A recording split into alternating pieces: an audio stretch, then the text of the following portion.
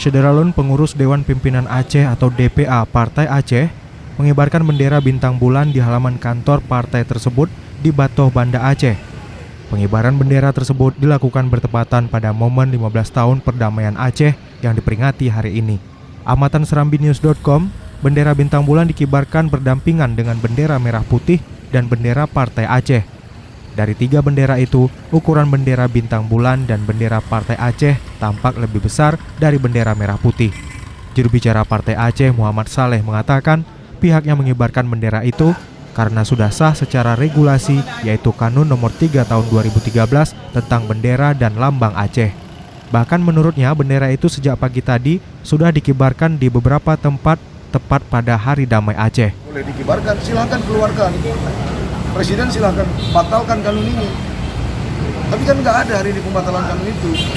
Jadi nggak ada sesuatu yang dilanggar dari kanun ini. Misalnya aparat kepolisian sekarang minta turunkan. Dasar kami turunkan apa? Pak, sejak kapan mulai dinaikkan, Pak? Dan kapan? Ini barusan dinaikkan. Ini akan terus berkibar atau sehari ini aja? Kalau kami ya sesuai hari ini sampai pukul 6. Gitu kan? Dan di seluruh Aceh ini berkibar.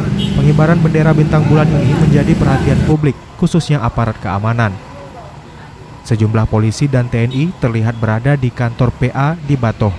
Bahkan aparat keamanan terlihat melakukan negosiasi agar bendera itu diturunkan karena dinilai masih berpolemik. Setelah melakukan pembicaraan secara intens, aparat keamanan akhirnya menurunkan bendera tersebut tepat pukul 12.30.